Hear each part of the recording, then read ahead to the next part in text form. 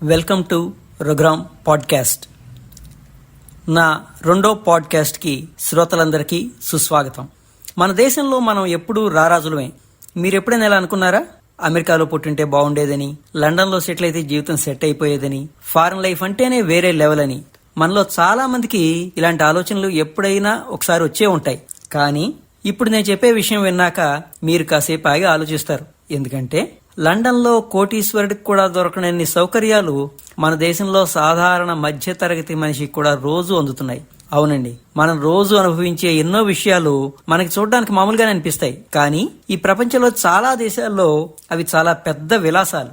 ఇప్పుడోసారి అసలు మనం పొద్దున్నుంచి సాయంత్రం వరకు, రాత్రి వరకు ఏం చేస్తామో ఒకసారి చూద్దాం.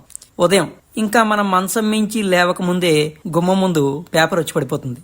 ఎవరో ఒకళ్ళు తెల్లారుజామునే లేచి వందల ఇళ్లకి ఈ వార్తాపత్రికలు పంచుతున్నారు. ఇది మనకి చాలా మామూలే కాబట్టి దాని విలువ మనకి పెద్దగా తెలియదు. కానీ అదే పాశ్చాత్య దేశాల్లో అయితే అసలు ప్రింట్ పేపర్ కొనడమే ఓ పెద్ద ఖరీదైన అలవాటు.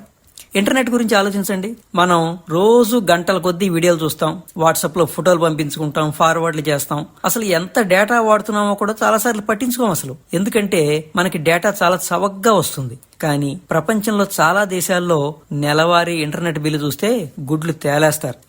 ఇక చాలా మందికి, ముఖ్యంగా మా ఆవిడ లాంటి వాళ్ళకి టీలో బిస్కెట్లు తినడం అలవాటు ఉంటుందండి. ఓసారి మేము బెంగళూరు వెళ్ళినప్పుడు మా చెల్లి ఇంటికి వెళ్తే అక్కడ వాళ్ళ ఇంట్లో బిస్కెట్లు లేవు.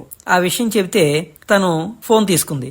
టీ కాగి కప్పులో పోసే లోపు బిస్కెట్ ప్యాకెట్ ఇంటికి వచ్చేసిందండి. ఇది మనకి ఇప్పుడు మామూలు అనిపిస్తుంది. ఎందుకంటే జెప్టో, బ్లింకిట్ ఇలాంటి చాలా యాప్లు మనకి జీవితాన్ని చాలా సుఖవంతం చేస్తాయి. కానీ ప్రపంచంలో చాలా ప్రాంతాల్లో ఇప్పటికి కూడా ఈ బిస్కెట్ ప్యాకెట్ లాంటివి కావాలంటే కారు తీసుకుని సూపర్ మార్కెట్ వరకు వెళ్లి అక్కడ కొనుక్కుని రావాల్సిందే. ఇంకా వైద్యం విషయం చూద్దాం. మనకి ఏదైనా జ్వరం వచ్చినా, కాస్త చెవిలో పోటు అనిపించినా, ఏమన్నా కావాలనిపిస్తే వెంటనే డైరెక్ట్ గా హాస్పిటల్కి వెళ్ళిపోతామండి. అదే రక్త పరీక్ష చేయించుకోవాలంటే ల్యాబ్ టెక్నీషియన్ ఇంటికే వచ్చి శాంపిల్ తీసుకెళ్తారు.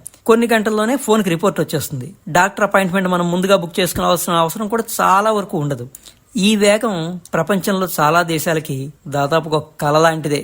అంతేకాదండోయ్, మనకి వంటలో సాయం చేసేవాళ్ళు ఉంటారు, ఇంటి పనుల్లో సాయం చేస్తారు, డ్రైవింగ్ చేసేవాళ్ళు ఉంటారు. వీటన్నింటి వల్ల మనకి చాలా సమయం ఆదా అయిపోతుంది. ఇది మన జీవితంలోనే అత్యంత విలువైన ఆస్తి.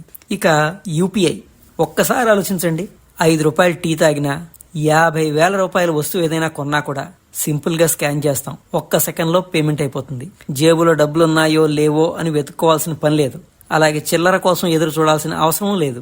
మనకి చాలా మామూలు అయిపోయిన ఈ విషయాన్ని ప్రపంచం ఇంకా ఇప్పటికీ చాలా ఆశ్చర్యంగా చూస్తోంది. అంతదాకా ఎందుకు, మనం హోటల్కి వెళ్ళి కూర్చుంటే డైరెక్ట్ గా నీళ్లు తీసుకొచ్చిస్తారు. మన వీధి చివరే బట్టలు ఇస్త్రీ చేసేవాళ్ళు ఉంటారు, చెప్పులు కుట్టేవాళ్ళు ఉంటారు, తాళం చెవిపోతే డూప్లికేట్ తాళం చెవి చేసే వ్యక్తులు కూడా ఉంటారు. వీళ్ళందరూ మన జీవితాన్ని చాలా సులభతరం చేస్తున్న అజ్ఞాత హీరోలు అని చెప్పుకోవాలి. కానీ మనం మాత్రం ఎప్పుడూ మన దేశంలో సమస్యల గురించే మాట్లాడతాం. ట్రాఫిక్ ఎక్కువగా ఉందంటాం, కాలుష్యం తెగ ఉందంటాం, రాజకీయాలు చండాలంగా ఉన్నాయంటాం. ఇవన్నీ నిజమే కావచ్చు, కానీ ఇంకో నిజం కూడా ఉంది. ప్రపంచంలో చాలా మంది కోరుకునే సౌకర్యాల్ని మనం రోజు అనుభవిస్తున్నాం. విదేశాలకు వెళ్లిన చాలా మంది భారతీయులు, అంటే ఎన్ఆర్ఐలు, ఓ విషయం చెప్తుంటారు. అక్కడ డబ్బు ఎక్కువ ఉండొచ్చు, కానీ ఇక్కడున్న సౌకర్యాలు గాని, మనుషులు, బంధాలు, అనుబంధాలు, సేవలు, వీటిని మాత్రం అక్కడ కలలో కూడా ఊహించుకోలేం అంటారు. అందుకే విదేశాల వైపు చూసే ముందు ఒక్కసారి మన చుట్టూ ఉన్న జీవితాన్ని గమనించండి.